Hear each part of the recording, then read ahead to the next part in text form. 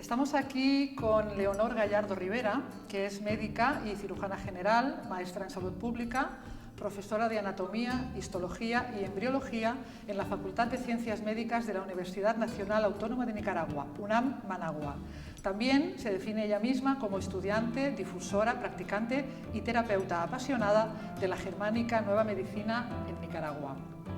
Y la doctora María Teresa Hilari Valentí, que es médica internista, homeópata y terapeuta floral, y ella es la directora médica de la Clínica Santo Domingo en Managua, donde basa su práctica médica diaria en la germánica nueva medicina y las 5 leyes biológicas descubiertas por el Dr. Hammer.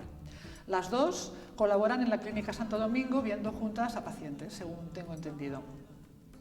Quiero empezar comentando que en Nicaragua existe desde el 2012, creo, una ley de medicina natural, terapias complementarias y productos naturales que engloba dentro del sistema sanitario público diversas medicinas, como por ejemplo la medicina natural, ayurvédica, holística, integrativa, la germánica nueva medicina o la homeopatía, y terapias diversas como por ejemplo la talasoterapia, la acupuntura, la ionoterapia, barroterapia, energética, gemoterapia, helioterapia, etcétera, etcétera. Creo que, doctoras, Nicaragua es un país pionero en este aspecto con esta ley. ¿Quieren comentar algo al respecto? ¿Cómo se ha podido llegar a conseguir una ley de este tipo que creo que es única en el mundo? Bueno, yo creo que sí se es pionero, ¿verdad? Entiendo que se ha estado trabajando mucho en esto. Ha sido una decisión, digamos, del gobierno de Nicaragua el poder aprobar esta ley debido a la demanda de la población que cada día de manera no tan formal, pero sí buscando vías informales, también estaba demandando el uso y la práctica de estas terapias. Entonces, como respuesta a esto y a la iniciativa también, digamos, de muchas personas que trabajan en estas áreas, pues se solicitó a la Asamblea Nacional. La Asamblea Nacional estudió, analizó y decidió al final aprobar esta ley, y se ha estado trabajando desde ese entonces en el sentido de empezar a ponerla en práctica en el país, a tal punto que el Ministerio de Salud, que es el encargado de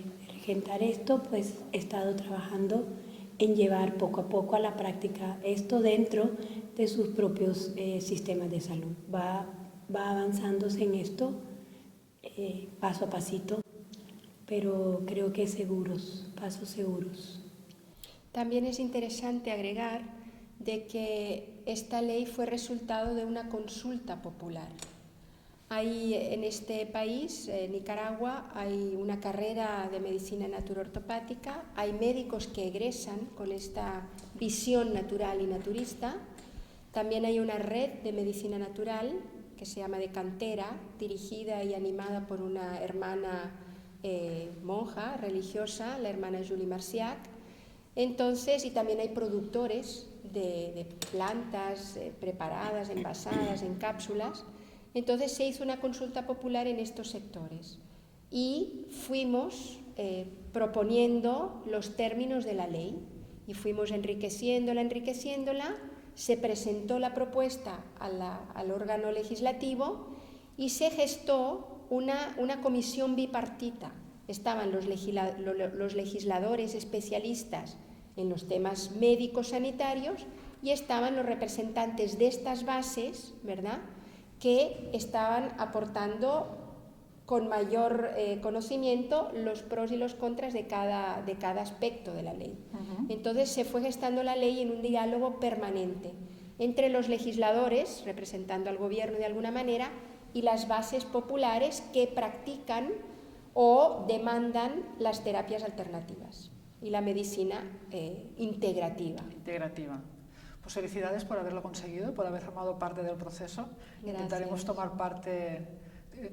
tomar nota en los demás sitios, países, a ver si lo conseguimos también. Hay muchos países que están interesados, a mí me consta porque han escrito. Y les consultan, supongo, a ver, ¿no? Sí, les mandamos la ley y les decimos que fue resultado de una consulta popular y y siguen adelante pues con bien. las propuestas. También en España, te cuento. ¿También en España? Sí, sí, sí. Ah, eso no lo Sí. sabía yo. Hay sectores políticos sociales Sí. que están presentando estas propuestas. Ah, muy interesante. Sí, sí, sí. Pues estamos aquí un poco para hablar de una de las medicinas que contempla esta ley y que ustedes practican allí, que es la germánica nueva medicina. Y quiero empezar comentando una frase del doctor Hammer, que dice: la germánica nueva medicina es la llave para entender el origen y el desarrollo de todas las enfermedades. ¿Quién de ustedes dos quiere contarme quién es el doctor Hammer? ¿Está bien, Ana?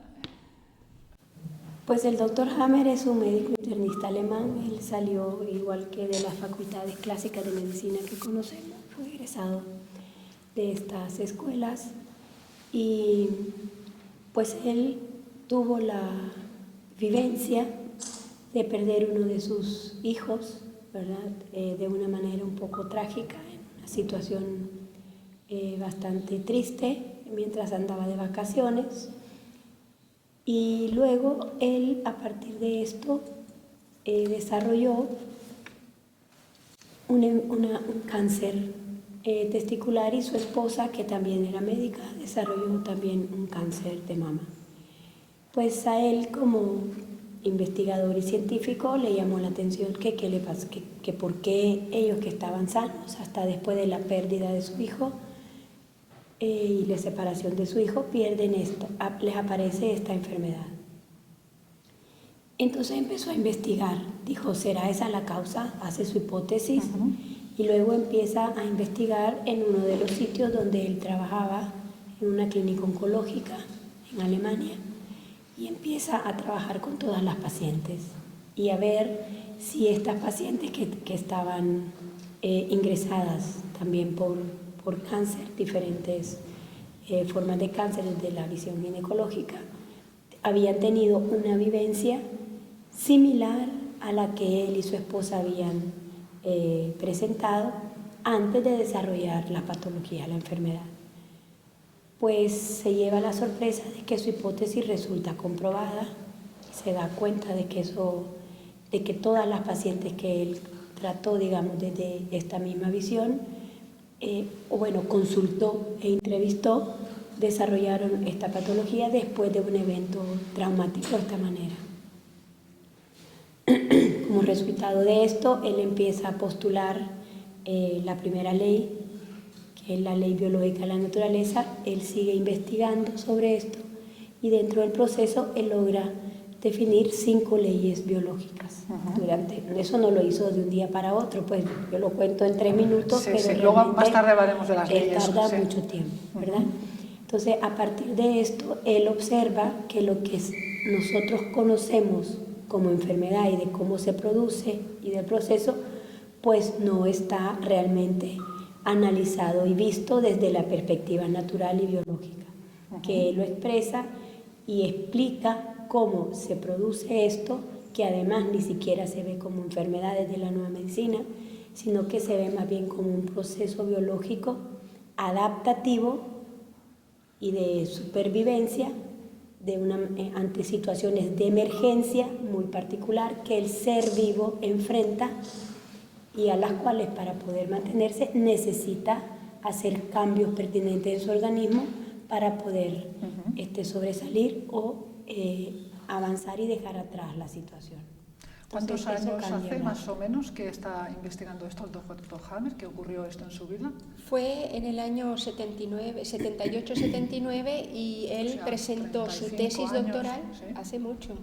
Tiene mucha experiencia y más de 40.000 casos tratados con éxito, estudiados a fondo, médicamente hablando. Y más o menos en el 80-81, si mal no recuerdo, él presentó su tesis doctoral en la Universidad de Tübingen, pero en base a sus descubrimientos. Este estudio es su tesis doctoral. Claro. Él investigó primero a las pacientes del Instituto de Cáncer en el que estaba trabajando y después elaboró su tesis doctoral muy bien sustentada científicamente, presentando las 5 leyes biológicas en que se basa la nueva medicina, pero curiosa y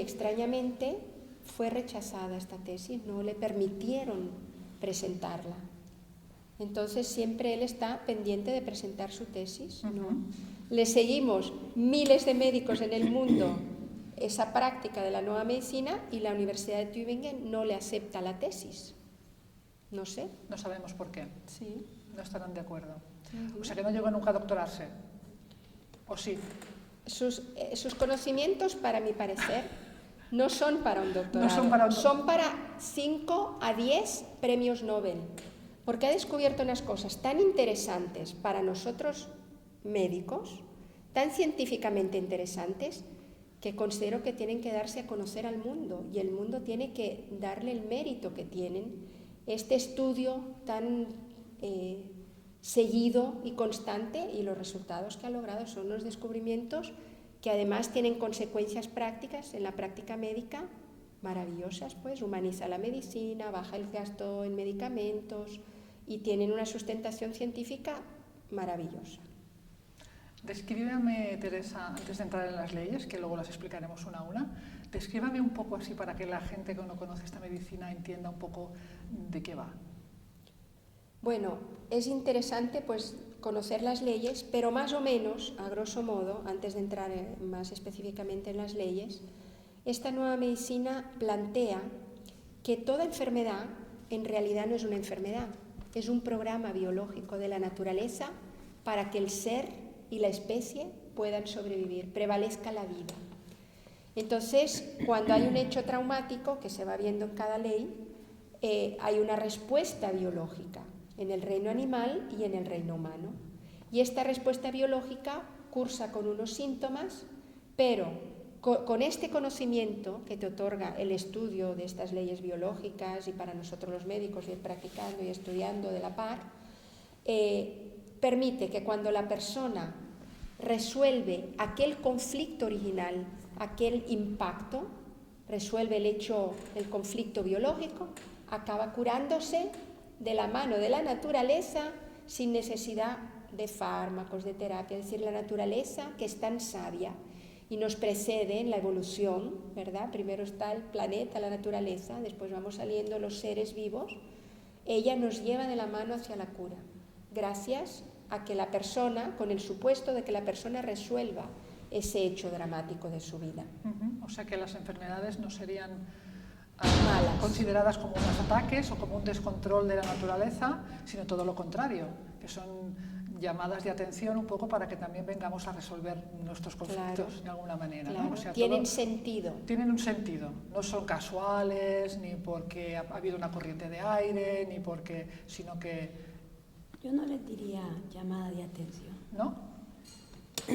No, perdón. Yo diría una segunda oportunidad para resolver una situación que no pudimos resolverla de primera instancia. O sea, que primero, antes de llegar a la enfermedad, ya hemos tenido un pequeño problema, un conflicto con alguna cosa. Y esa era la primera oportunidad y no la resolvimos. La vivimos como hecho dramático. O sea, al vivir ese conflicto en ese momento, ¿verdad? En esa forma de vida, en esa condición, en ese ambiente, lo vivimos y no lo pudimos. En el momento preciso que se presentó, vivimos un conflicto que no supimos resolver en ese momento. Entonces, como en una segunda oportunidad, como una situación de emergencia, ¿verdad? Surge un programa biológico de emergencia para esa situación de emergencia. Y para que el ser pueda sobrevivir a esta situación tan grave. Claro, con la intención de poder sobrellevar esa situación en la cual está inmerso. Supongo que esto será en varias escalas, en varios grados, ¿no? Claro. Habrá conflictos pequeñitos, enfermedades más importantes, más pequeñitas, más leves y al revés. Vale, fantástico. Entonces miremos las leyes. Las leyes, ¿cómo las definiríamos? ¿Por qué leyes y por qué no son reglas? ¿O por qué le llama leyes? Porque claro, leyes conocemos pues, la de la gravedad, conocemos... Claro. Expliquen la connotación esta, que creo que puede ser importante. Bueno, es una ley y además le pongo el apellido natural. No es leyes una naturales. Ley, es una ley natural. O sea, es una ley que se cumple 100%. Porque es natural. O sea, nosotros, las leyes naturales no tienen excepciones, sino que son Dijiste, por ejemplo, la ley de la gravedad. La ley de la gravedad no tiene excepción. Si hay gravedad, caigo y caigo. O sea, no es que caigo a veces no caigo, solamente caigo. Entonces, igual que las leyes naturales, como las leyes físicas, estas son leyes biológicas, ¿ven? Igual se cumplen. Por eso es que se llaman leyes, porque se cumplen de manera permanente y completa y en un 100% siempre, y previsible, sin excepción. Y previsible. Y además se sabe exactamente cómo funcionan. Claro, bueno, como la de la gravedad, que yo sé que si dejo la manzana seguro que va a caer. Vale. Cuéntanos la primera ley, Leonor. Okay. Bueno, la primera ley se llama Ley Férrea del Cáncer. Fue la primera que el doctor Hammer descubrió como resultado de esta investigación primaria que explicamos antes sobre la situación de su hijo. Y básicamente habla de qué es el por qué se da la presencia de lo que llamamos enfermedades, ¿verdad? Entonces dice la primera ley y explica que ante una situación que el ser, porque como son leyes biológicas, se aplican a los seres vivos, que son leyes para la vida, ¿verdad? O sea, tanto personas como animales, animales plantas, y plantas, incluso, sí. Claro. O sea, son para todos los seres vivos. Todos los seres vivos, ¿verdad? Personas, animales y plantas. Estas leyes biológicas, el doctor, aplicándolas a los humanos, hace la nueva medicina germánica, ¿verdad? Que la nueva medicina germánica está precisamente, montada y fundamentada en estas leyes. Entonces, esta primera ley dice que cuando el ser vivo se encuentra ante una situación conflictiva, que en terminología de la nueva medicina germánica se llama DHS, que significa síndrome de Dirkhammer. El doctor puso este nombre en honor a su hijo, a su hijo murió. Fallecido. Sí, era un muchacho joven de 18 años. ¿Verdad? Entonces, cuando se presenta un síndrome de Dirkhammer, que es esta situación conflictiva, que para que se dé tiene que darse 3 criterios que menciono a continuación. Ante ese Dirkhammer ese síndrome se desarrolla un programa biológico especial creado específicamente para ese momento y por lo tanto que tiene un sentido lógico para esa situación. ¿Ven?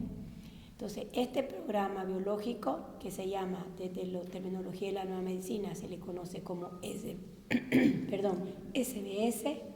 El programa SBS. El programa biológico se conoce desde la terminología como SBS por sus siglas en alemán, ¿verdad? Se desencadena ante la presencia de un DHS. ¿Y qué es un DHS? Sí, ¿cuándo un conflicto puede desarrollar este programa? Porque tenemos muchos conflictos. Entonces, un DHS es una vivencia, diría así, del ser, que lo experimenta el individuo de una manera, primero, aguda, o sea, dramática, inesperada, y que además se vive en soledad. Entonces son 3 criterios. Es inesperado, algo que de repente llega a nuestras vidas y para lo cual no estábamos, digamos, listos ni esperándolo, ¿verdad? Nos agarra a contrapié, como se diría aquí, o movidos, como decimos en Nicaragua, ¿verdad? Eso en primer lugar, es inesperado. En segundo lugar, se vive en soledad. O sea, en soledad significa que o no lo comparto con nadie, aunque haya muchas personas a mi alrededor, porque no quiero, porque me da pena, porque no puedo hacerlo en ese momento. O me da vergüenza, o... Claro, ¿verdad? No quiero, me da pena. O bien puede ser que si lo he compartido, si he hablado, por ejemplo, con la doctora aquí, ella no ha realmente hecho empatía a mi vivencia y por lo tanto lo que ella expresa en relación a ese evento, para mí es como que siguiera estando sola. Entonces, esa también es otra forma de vivirlo en soledad. Y ese es el segundo criterio. Y el tercer criterio importante para que se produzca un DHS es que se viva además de manera dramática, o sea, que aquella vivencia ocupe gran parte de los pensamientos que se me presentan durante el día y en la noche en relación a esa situación. Entonces, mi mente está ocupada, enfocada en esa situación que viví en ese momento. Un DHS puede ser algo tan sencillo como digamos, de repente el golpe de la puerta que escuchamos, por alguna razón a mí me desencadena un evento interno, ¿verdad? Me puede ser un susto, ¿verdad? En ese momento. Y bueno, me puede dar un DHS porque primero no espero que la puerta golpee, yo esperaría que estuviera cerrada, digamos. Segundo, pues el impacto para el cual no estoy preparado y el que no quisiera que se diera en este momento, además, me causa estar pensando en por qué se dio esta situación si no debería darse. Y tercero, pues como estamos en televisión, pues yo no digo el impacto que me causa y me queda así, ¿verdad? Y puede ser un DHS, ahí cumplo los 3 criterios. Pero también pueden ser una noticia inesperada, por ejemplo, de un diagnóstico de una enfermedad para la cual yo no estaba preparada, ¿verdad? La separación de un ser querido, ya sea porque se va o puede ser la muerte de un ser querido para el cual no estaba preparado, tal vez un accidente. En estos casos serían DHS un poquito más graves y el de la puerta sería pues, un poquito más leve. A lo mejor exacto. Se solucionaría. ¿Cuál podría ser la solución al conflicto de la puerta? ¿Un estornudo? Pues bueno, no, podría ser que de repente le haga un carraspeo. Sí, y ya terminó porque ya supe que resolvieron y ya está. Entonces al final puede ser que me dé, que en algún momento no me salga la voz por el susto.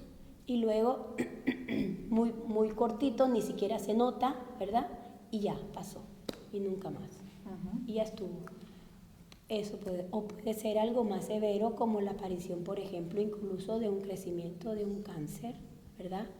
O de una pérdida ósea, de lo que se conoce como osteoporosis, o de una diabetes, en dependencia del órgano que esté involucrado, del tipo de DHS que se presente, de conflicto que desencadene el DHS, y por lo tanto qué programa biológico de mi cuerpo se pone en funcionamiento para responder a esa situación.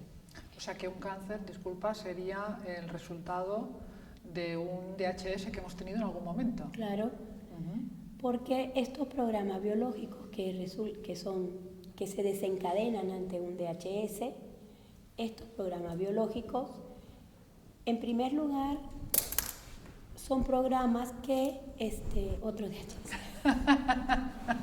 Pero como ya lo compartimos, ya no fue. En primer lugar, son programas que es lo que tenemos que tener claro, porque la nueva medicina, a través de las leyes, involucra todo lo que tiene que ver con la vida. Y dentro de la vida está el proceso de la evolución. Y estos programas biológicos se ha visto que también forman parte de la evolución del ser en el proceso de llegar a la vida, lo que somos ahora como seres humanos. Y que a medida que el ser individuo, no necesariamente humano, las células antes, hace muchos millones de años atrás, se enfrentaban también a situaciones biológicas, ¿verdad? Yo en este caso fue una situación necesariamente de sobrevivencia real, ¿verdad? Bueno, pero quién sí, sabe lo que podría haber entrado por la puerta. A lo mejor, sí, claro, ¿verdad? O el miedo que me puede producir escuchar el ruido. Pero estos DHS implican precisamente que el ser percibe que su supervivencia se pone en riesgo. Entonces, claro, ante esa percepción por la situación que sea, que su supervivencia está en riesgo, o la de su especie, ¿verdad? De su grupo, entonces la naturaleza, voy a decir, inventó utilizando comillas, estos mecanismos de adaptación que se conocen con el nombre de programa biológico y se vienen inventando o desarrollando, que sería la palabra evolucionando, con el proceso evolutivo de la vida en los diferentes momentos de la historia de la evolución. Entonces hay programas biológicos que son muy antiguos, relacionados con conflictos de supervivencia muy antiguos y muy básicos, y hay programas biológicos que son, digamos, más modernos, sería la palabra, más nuevos evolutivamente, que están asociados también a conflictos que son más recientes dentro de la supervivencia del ser. Y eso hace que se exprese las transformaciones del organismo como resultado del programa en diferentes órganos, desde órganos muy primitivos evolutivamente, como los que tienen que ver con la alimentación o la excreción, a órganos más modernos, como por ejemplo la piel, la visión, etc. Entonces, por eso es que se dan en diferentes órganos. ¿Sabe que se explica usted muy bien? ¿No? Cualquiera diría que es profesora. Claro, es docente de la Facultad de Medicina. Se le nota que está acostumbrada a explicar esto a los alumnos. Y además que es la universidad pública más importante de Nicaragua, donde se forman miles de médicos, ¿verdad? Entonces, tiene ahí muchos alumnos y oyentes. Espero que pronto la puedas acompañar como docente. ¿No te lo han propuesto todavía, Teresa? No, porque yo me dedico a ver pacientes. ¿Te gusta más el ella, aspecto sí, de los pacientes, acompañar sí, a los pacientes? ¿Te toca la segunda ley? Bueno, la segunda ley es la ley bifásica de todos los programas biológicos, porque son programas, SBS significa un programa biológico con sentido, tiene un porqué. Entonces, con el supuesto de que este hecho conflictual se resuelva a lo largo de una época, de una temporada, ese programa biológico pasa a una segunda fase.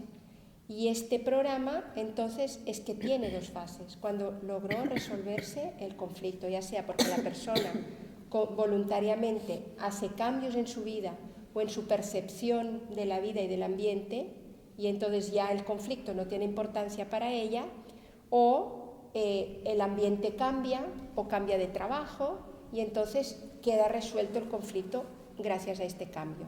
Entonces, con la solución de este hecho dramático, el programa biológico de sobrevivencia pasa a una segunda fase. La primera fase, como el hecho está reciente y le preocupa mucho a la persona, es la fase del conflicto activo. En esta fase predomina lo que en medicina conocemos como el sistema nervioso simpático. Es un sistema nervioso que permite responder al estrés, responder a situaciones, digamos, en el reino animal muy peligrosas, donde el animal no se entretiene comiendo o paseando. Está en alerta. Está en alerta, huyendo o defendiéndose. Entonces, si la persona tiene un hecho muy dramático y está todavía en simpaticotonía porque no se ha resuelto, esta persona va a perder el apetito, por tanto se va a adelgazar, va a tener un poquito de taquicardia, se le va a subir un poquito la presión. Hay un fenómeno un poco regulado por los neurotransmisores del sistema nervioso simpático. Hay un fenómeno que le llamamos de vasoconstricción de las arterias. Es decir, las arterias se estrechan por esta influencia hormonal, digamos, de este neurotransmisor, y si se cierran las arterias de mis manos, las manos se me quedan frías, porque la circulación no es lo mismo que cuando están calentitas. Entonces, en esta fase es muy típico, si le das la mano al paciente, que es muy importante el contacto, no solo humano para demostrar tu cercanía e interés por el problema del consultante, sino que te das cuenta en ese primer saludo si la persona está probablemente en la primera fase o en la segunda. Porque en la segunda, una vez resuelto el conflicto, pasa todo lo contrario. Como ahora predomina el control del sistema nervioso parasimpático o vago, es una fase que se llama vagotónica, entonces si antes no tenía hambre porque estaba pensando y con pensamientos recurrentes sobre lo que le había ocurrido, ahora recupera el apetito. Entonces come normal. Si antes no dormía, estaba con insomnio, lo que es parte del estrés, ¿verdad? ahora duerme bien y hasta duerme de más, le da somnolencia. Si antes tenía las manos frías por la vasoconstricción, ahora hay un fenómeno contrario de vasodilatación. Entonces las arterias se dilatan un poquito más de lo normal y la circulación de la sangre es más abundante y como un poquito más lenta por leyes de física y da tiempo a que irradie calor en las manos y las manos están calientes. Y como el órgano en esta fase, el órgano afectado por el DHS, porque en la primera ley también hay un aspecto, uno de los criterios de la ley que dice que según el contenido o el matiz del conflicto se va a afectar una zona, un órgano y una zona del cerebro. Entonces es muy importante y es un importante descubrimiento del Dr. Hammer que cada impacto biológico no solo nos impacta psíquicamente y estamos estresados, en estrés permanente, sino que impacta en el mismo instante del shock traumático, impacta una zona del cerebro. Y esa zona del cerebro es la zona que controla un órgano. Inmediatamente impacta el órgano correspondiente. Y esta correlación cerebro-órgano es muy importante porque es un descubrimiento... Esto es un descubrimiento del Dr. Hammer. Sí. Antes se desconocía. Él tiene una cartografía, ha descubierto una cartografía donde cada parte del cerebro, hay un cerebro antiguo o paleoencéfalo y un cerebro nuevo o neoencéfalo. Entonces el cerebro antiguo controla las funciones más antiguas que están en los órganos más antiguos dentro de la evolución del ser. Hay una evolución de la especie que le llamamos filogenesia y una evolución del ser dentro del vientre materno que le llamamos ontogenia. Entonces la ontogenia, el desarrollo del embrión, repite la filogenia. Entonces ya inició Leonor con este tema, los hechos dramáticos que tienen que ver con la comida, con la respiración, con las funciones básicas de sobrevivencia, van a impactar en el cerebro una zona más primitiva, más antigua del cerebro, del paleoencéfalo, que es el tallo cerebral, que está aquí. Ahora, la nuca. Sí, como en la parte más baja del cerebro, ¿ya? Y ya cuando el animal evoluciona, la evolución de las especies, y ya se va haciendo más complejo, tiene que proteger los órganos. Entonces aparecen las capas protectoras, aparece el pericardio que protege el corazón, el peritoneo que protege el abdomen, la pleura que protege los pulmones y la dermis que protege todo nuestro ser, de los rayos solares, del viento, del frío. Y como caso especial dentro de este control de estos órganos un poco más antiguos están las glándulas mamarias.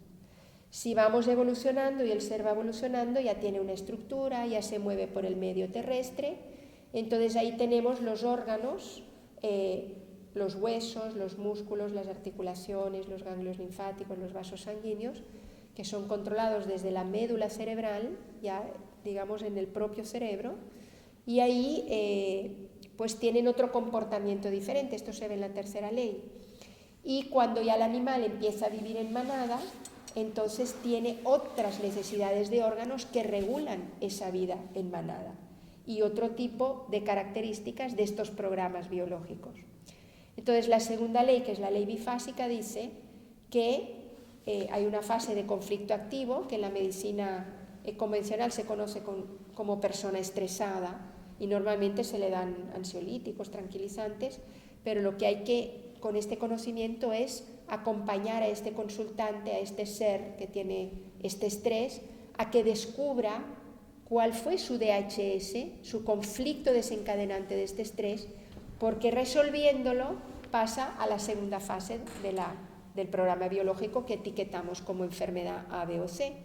Y en esta segunda fase ya la persona se siente psíquicamente tranquila, recupera el apetito, está mejor y si no lo interrumpimos artificialmente con algún tipo de fármacos o tiene recaídas, entonces la naturaleza nos lleva directamente a la cura, la mayor parte de veces sin necesidad de fármacos. En esta segunda fase también es muy llamativo que es la fase en la cual consultan la mayor parte de consultantes o pacientes. Es lo que llamamos enfermedad nosotros, ¿no? Claro, sería más la segunda fase. Porque estos órganos se inflaman, ya se están recuperando, pero se inflaman antes de volver a la normalidad. Y en esta inflamación pues tenemos todas las itis, amigdalitis, Todas las itis. itis. Amigdalitis quiere decir inflamación de las amígdalas, pielonefritis quiere decir inflamación del riñón, cistitis, inflamación de la vejiga, dermatitis, inflamación de la piel, etcétera, etcétera. Y esa sintomatología que tengamos estará directamente relacionada con el conflicto que hayamos tenido. Claro, dependiendo del contenido, por ejemplo, un conflicto de separación va a afectar la piel.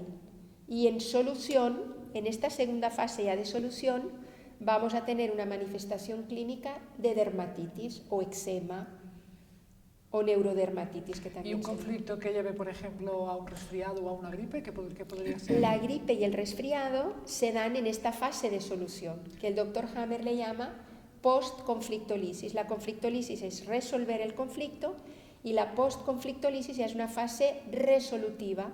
¿Y cuál sería el conflicto? Porque gripes y resfriados tenemos muchos. Son epidémicos, por lo cual hay un contexto social de DHS o de conflictos ¿Qué podría ser, sociales. por ejemplo? Mira, una gripe que en otros países tenemos dengue o en los países tropicales está el dengue, la malaria, el chikungunya. Estas enfermedades o programas biológicos que cursan con mucho dolor en el cuerpo, cuando aparece el dolor que está en una fase resolutiva, es porque la persona tuvo una grave desvalorización. ¿Es una desvalorización? Sí, en solución. Cuando aparece el dolor, es una desvalorización en solución. Por tanto, aparece cuando la persona ya resolvió o se revalorizó. Y una desvalorización viene de no poder hacer yo aquello que quisiera o tener que hacer algo que yo no quisiera hacer.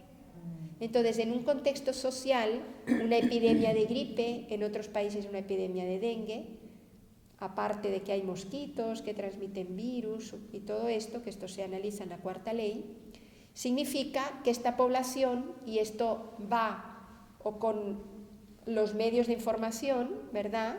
Cuando hay mucho desempleo, los medios de información presentan situaciones que la gente se siente muy desvalorizada, o cuando, eso es a nivel social, porque a nivel personal pues yo me puedo sentir desvalorizada si quisiera hacer una carrera y tal vez no tengo dinero para pagármela.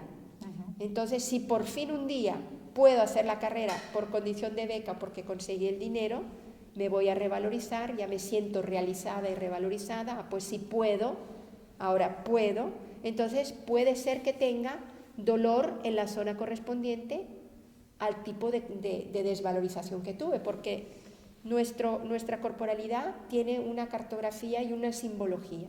Si yo tengo una desvalorización intelectual, me va a doler en solución la nuca, lo que llamamos cervicalgias o tortícolis, ¿ya? Si yo tengo una desvalorización intelectual en solución, ya esto se va reparando y después desaparece el dolor.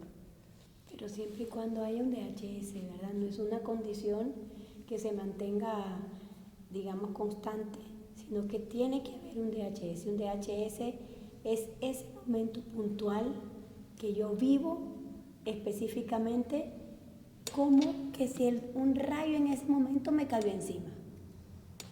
Como en ese momento, por ejemplo, en el ejemplo que ponía la doctora de querer hacer una carrera, yo digo, bueno, yo voy a hacer una carrera, aplico una beca, el resto lo completo, llego yo, hago mi examen, lo que me tenga que hacer, espero tener una nota y estoy casi lista y de repente me dicen, pues no le vamos a dar la beca.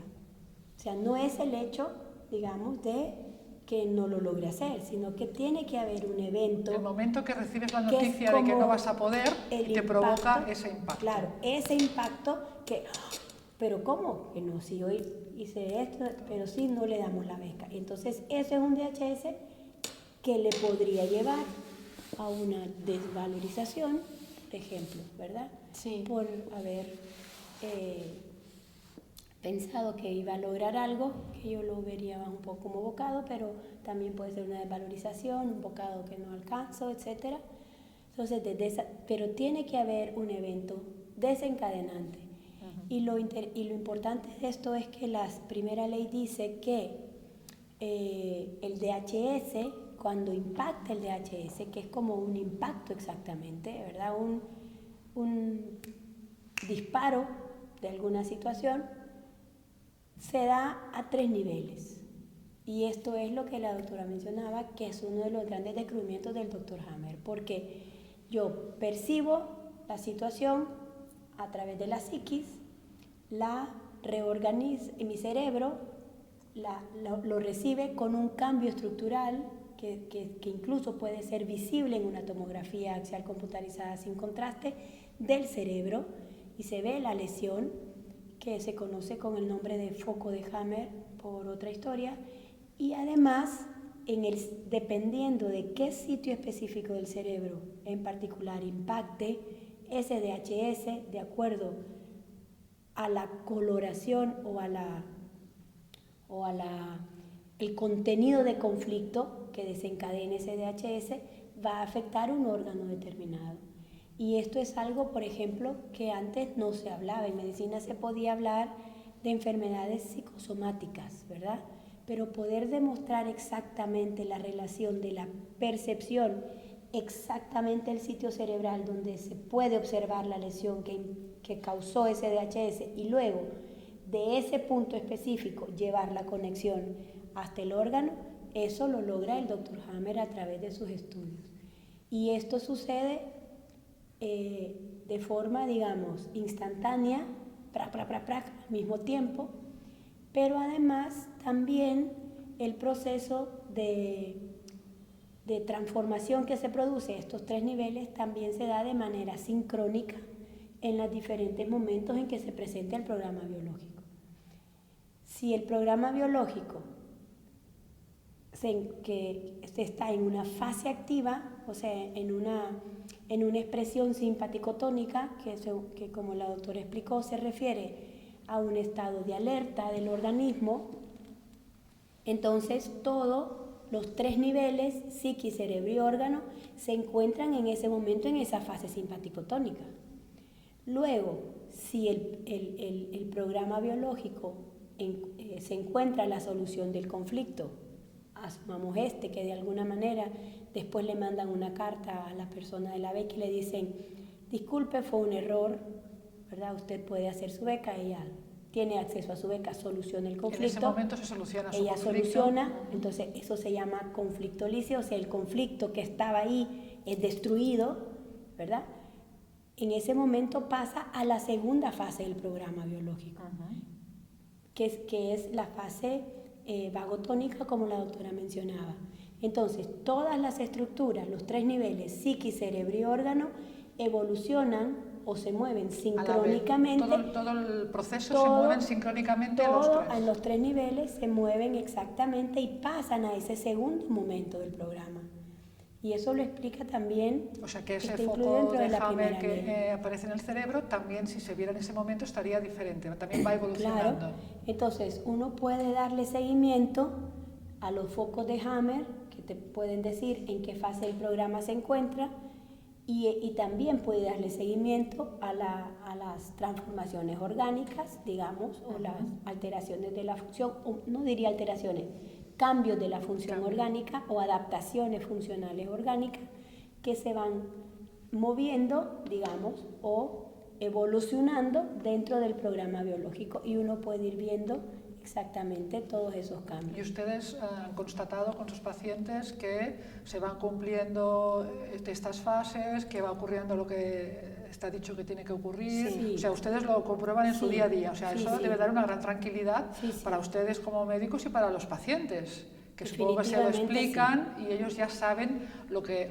les va a venir un poquito, ¿no? Casos de leucemia, casos de cáncer, todo tipo de cánceres, lo comprobamos, las leyes biológicas del Dr. Funcionan Hammer, al 100%, y todo lo que describe, se cumplen al 100%. Sí, y todo lo que describe el Dr. Hammer para cada tipo de programa biológico según el órgano que impacta.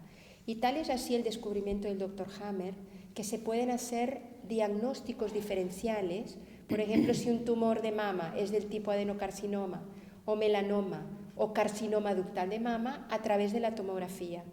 La mayor parte de veces no necesitamos la biopsia. Con la tomografía cerebral, como los focos, estos tejidos proceden de capas embrionarias diferentes y son controlados por partes del cerebro diferentes, cada tejido de la mama en este caso, Si es un adenocarcinoma de mama o un melanoma, es controlado por el cerebelo, diferentes partes del cerebelo, y el foco de Hammer está en diferentes partes.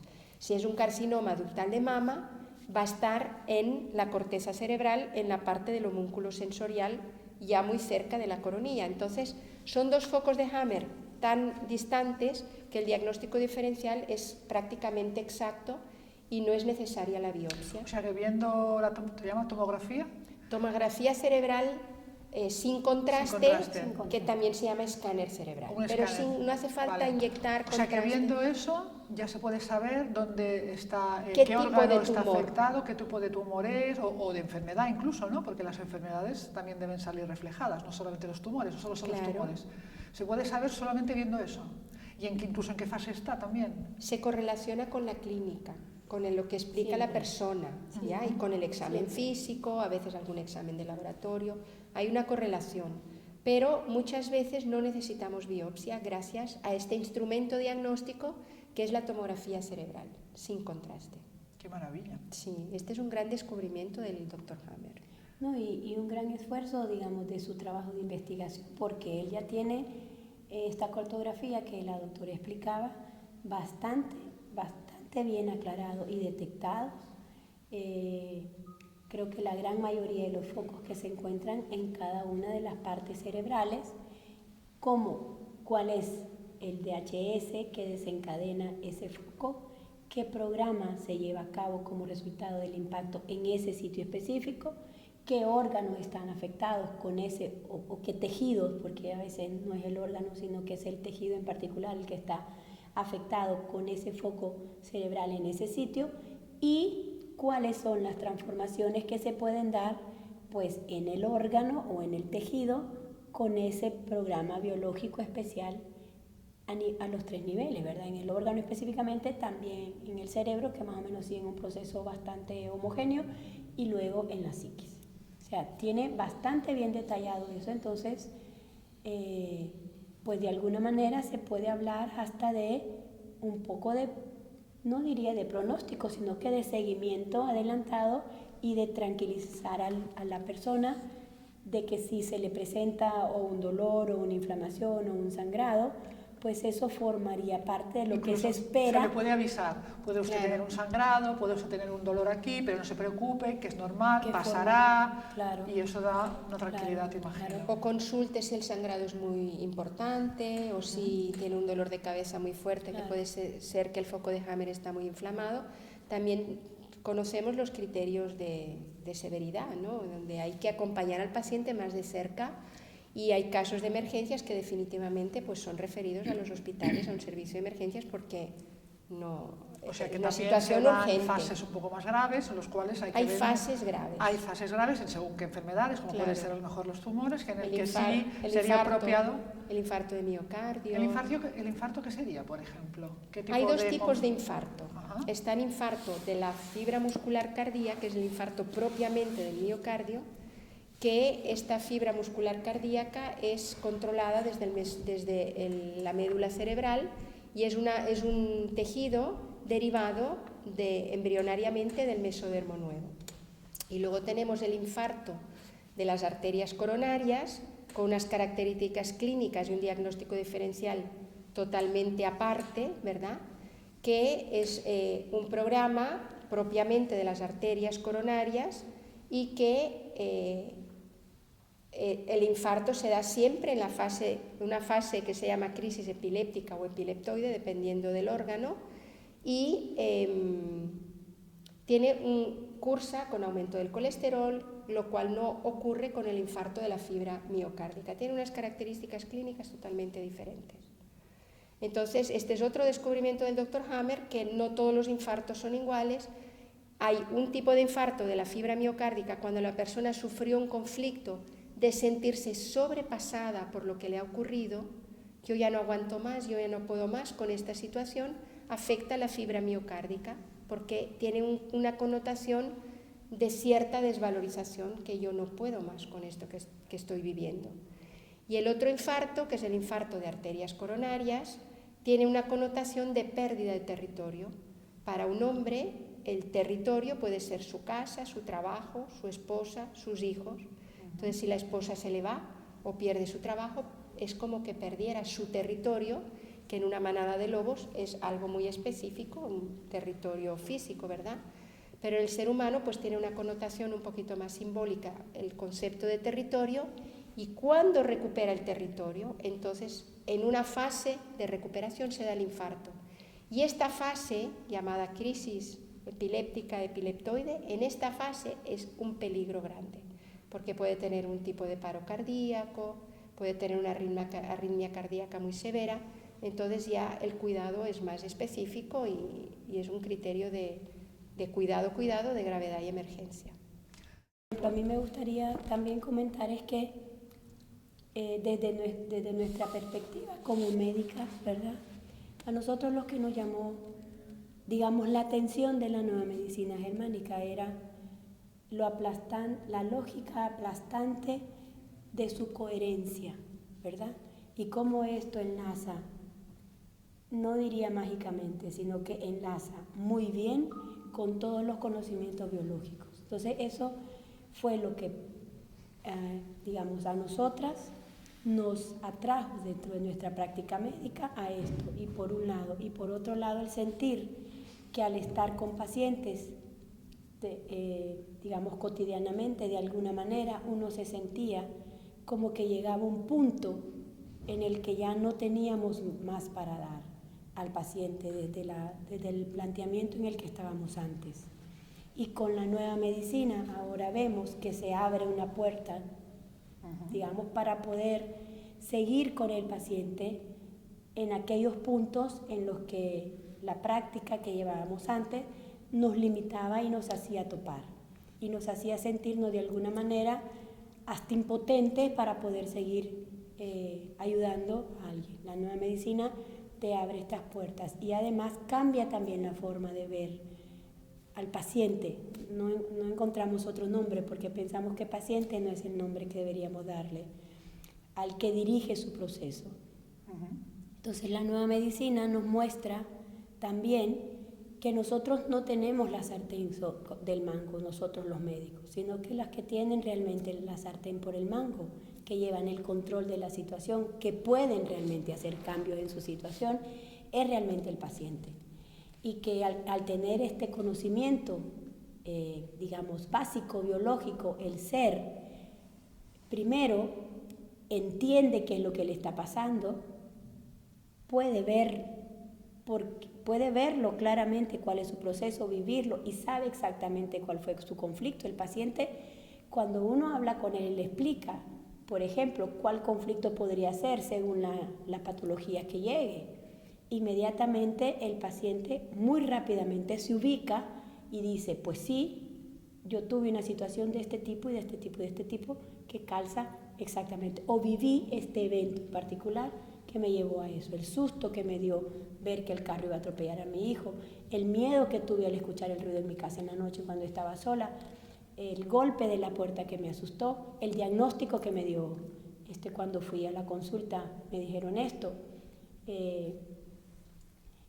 la pena que dio en la mesa cuando estaba, por ejemplo, con mi novio y moví la botella y se le eché encima. O sea, son diferentes cosas que pueden ser DHS. Entonces, el paciente ubica claramente cuál fue su DHS, entiende el proceso que está viviendo y esta es la parte importante, pierde el miedo de lo que le está pasando. Porque una de las cosas que llevan más al paciente también a complicarse mucho es el miedo en el que se encuentra cuando está de repente ante una situación de este tipo y después expresa una serie de síntomas que no sabe qué hacer con ellos, porque pues son malos, han sido catalogados como peligrosos o mortales o de otro tipo, que se asusta muchísimo el ser. Pero al entender que esto forma parte de un proceso biológico que es natural y normal, solamente que está en una situación peculiar a la estándar, ¿verdad? A la vida cotidiana, que sale un poquito de la vida cotidiana y eso le da esas manifestaciones, le tranquiliza un poco y maneja la situación de otra manera. y ese miedo se le quita y él puede asumir, digamos, esta palabra, él puede empoderarse, voy a utilizar esa palabra, él puede empoderarse y tomar el control de su experiencia. De su propia salud.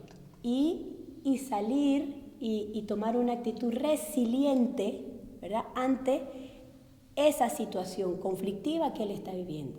O sea, que es una palabra bonita, ¿verdad?, la resiliencia aplicada a otros términos, pero realmente eso es a lo que nos llevan estos programas biológicos, a adaptarnos y hacer los cambios para seguir en esta vida en la que nosotros estamos inmersos. O sea que es importante que los pacientes, bueno, todas las personas conozcamos cómo funciona, Eso no es solamente los médicos, ¿no? Claro. Sino también nosotros, los que Claro. vamos al médico. Eso es de hecho, creo que tienen una escuela allí en la cual reciben a gente, cualquiera que quiera ir, para enseñarles cómo funciona, ¿no? Sí, sí. ¿Y qué tal se les da a los Le llamamos escuela de pacientes. Ajá. Entonces explicamos las 5 leyes biológicas, algún caso concreto por el que preguntan, algún tipo de patología, cómo es el programa, cómo es el desarrollo. Y estas reuniones las tenemos 1 o 2 veces al mes, durante 4 horas. La Facultad de Ciencias Médicas de la UNAM Managua nos acoge en una de las aulas y ahí vienen, son cursos que se dan gratuitamente a la población. Entonces, nuestros pacientes, por un lado, y la población en general, se van empoderando de este conocimiento para poder autorresponsablemente resolver sus conflictos y curarse. Fantástico. Bueno, tenemos que estudiar, sí, ¿verdad? O sea, tenemos que estudiar porque, claro, estamos poniendo las leyes en un término asequible tal y como son, pero obviamente hay intríngulis que tienen que conocerse bien, y el que trabaja, digamos, como terapeuta de nueva medicina germánica, tiene que ser una persona que tenga conocimiento de esto para poder realmente acompañar al paciente en su proceso, en lo que él tuviera que hacer, o poder dar, digamos, el aporte o el comentario oportuno que le pudiera ayudar, ¿verdad? Eso también implica autorresponsabilidad, obviamente, para el que esté en el proceso, en el programa biológico, pero también, si uno quiere acompañarle, también significa mucha responsabilidad de conocimiento de esto. Y es por eso que nosotros también trabajamos en la escuela de pacientes, que es muy importante para que cada quien vaya, al irse conociendo, vaya haciendo su proceso y perdiendo el miedo y manejando mejor sus experiencias de vida desde la biología. Pero también hay personas que quieren trabajar y estudiar un poquito más a profundidad la nueva medicina para acompañar a otras. Entonces también tenemos encuentros con estas personas en los cuales nos dedicamos a estudiar. Nosotros somos estudiantes de la nueva medicina.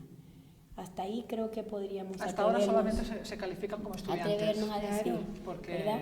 no es una terapia que se pueda aprender fácilmente, sino que requiere años y años de No, y se estudio. está desarrollando, con cada día se está desarrollando. El doctor Hammer, él sigue, digamos, investigando dentro de su experiencia y va evolucionando cosas dentro de la nueva medicina. Es una ciencia nueva, muy joven, o sea, del 77 a la fecha habrán pasado, ¿cuánto?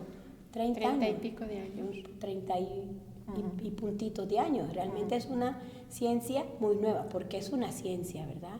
No es ficción. Y eso sí quisiera decirlo, no es una terapia alternativa, no es una terapia complementaria, es un sistema completo de atención, es una ciencia.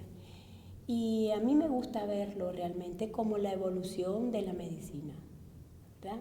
Me parece que realmente esto que se ha presentado, que el doctor Hammer nos muestra, gracias a sus estudios, es la medicina, como él la llama, la nueva medicina, y yo agrego, tal vez de una manera un poco romántica, para la nueva humanidad, que es hacia donde nosotros queremos ir. Al final, alcanzar esta nueva medicina, con esta nueva visión, con esta nueva perspectiva, y ser una humanidad nueva, probablemente un poco más responsable por cada uno de nosotros en nuestro comportamiento, y por ende también, creo yo, con manifestaciones menos floridas de los programas biológicos, a medida que lo vayamos entendiendo mejor. Claro. Creo que tendremos que las 3 siguientes leyes aplazarlas para una siguiente ocasión, porque ustedes son tan espléndidas con las explicaciones que no tenemos mucho más tiempo. Pero sí que antes de terminar me gustaría hablar un poquito del tipo de medicamentos que se utilizan y los que no deberían utilizarse. ¿Qué tipo de ayudas les proporcionan a sus pacientes y qué es lo que nunca debería darse, por ejemplo, que puede impedir que este proceso se desarrolle? Aclárenos un poquito esto.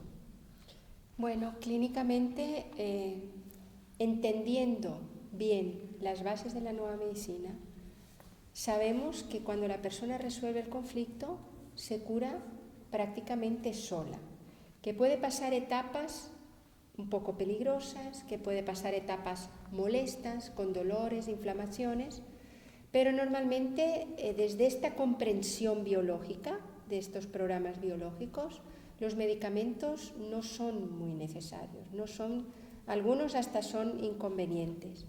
¿Qué tipo de medicamentos usamos? Cuando hay mucho dolor, usamos ciertos analgésicos del tipo metamizol, paracetamol, pero algunos medicamentos del tipo antiinflamatorios no esteroideos o esteroideos, que son los corticoides, la quimioterapia, en general todos los medicamentos quimioterápicos pueden atrasar este proceso, interrumpirlo y cronificarlo. También el Dr. Hammer nos recalca que la morfina y todos sus derivados, tipo tramadol, codeína, es inconveniente porque es peligrosa, actúa a nivel del sistema nervioso central y hay toda una alteración del ritmo biológico ahí. No quisiera que concluyéramos sin antes poder agradecer por esta vía al Dr. Hammer en primera instancia por el descubrimiento. La verdad es que se han abierto muchas puertas. Yo invito a todas las personas, a todas, independientemente de su carrera y de manera muy particular a quienes trabajan en apoyar a otros, a que aprendan estas 5 leyes biológicas de la nueva medicina, porque van a ver realmente las cosas desde la perspectiva biológica, entendiendo al ser desde su origen natural. Entonces, eso yo quisiera. Y luego, pues agradecerte a vos por habernos invitado a hablar hoy sobre esto, a los muchachos que nos estuvieron acompañando. Y bueno, que espero que en algún momento pues se pueda hacer realidad poder tener al Dr. Hammer en Nicaragua. Claro, sería una formación muchísimo más profunda y atraería alumnos, médicos. ¿Le han invitado a ustedes? En eso estamos, ¿verdad, Sí. Leonor? Ella oficialmente de parte... Estamos en trabajo.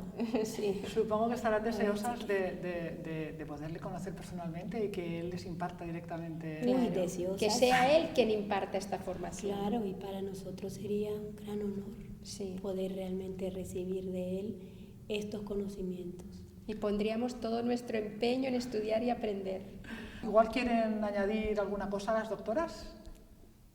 Bueno, yo solo quisiera decir algo que el Dr. Hammer comenta, y es que él no intenta bajo ningún punto de vista convencer a nadie, solamente pone al servicio y expone la nueva medicina, que las personas lleguen y se acercan a él, la vean, a la nueva medicina, la estudien y que ellas mismas, por su propia experiencia, se den cuenta de la efectividad y de la veracidad de esta ciencia. No se trata de convencer a nadie de nada, ¿no? No. Sino de que realmente se acerquen y lo comprueben por ellos mismos. Y nosotros hacemos esa invitación también. Y Teresa, seguro que también tiene alguna cosa que añadir. Bueno, igualmente agradecer, ¿verdad?, al Dr. Hammer y a todos los docentes que hemos tenido de Nueva Medicina Germánica en Nicaragua. Se han dado 7 cursos y bueno, se ha traído la atención de profesionales de la salud de toda América Latina que han rendido homenaje de diferentes formas al Dr. Hammer. El Dr. Hammer es un gran científico y muy respetado por mucha gente que practicamos de la forma que podemos y vamos aprendiendo y estudiando este nuevo paradigma, como decía Leonor, para una nueva humanidad. Un nuevo paradigma científico, médico, para una nueva humanidad. Les agradezco su valiente testimonio, su aportación personal en todo esto, y pues cierro con una frase, con unas palabras de Dr. Hammer, como debe de ser, que tiene mucho que ver con lo que antes Leonor nos ha dicho, que son: la nueva medicina es la medicina del futuro. Impedir que se aplique es un crimen cada día más grande contra la humanidad. Gracias, doctoras. Gracias.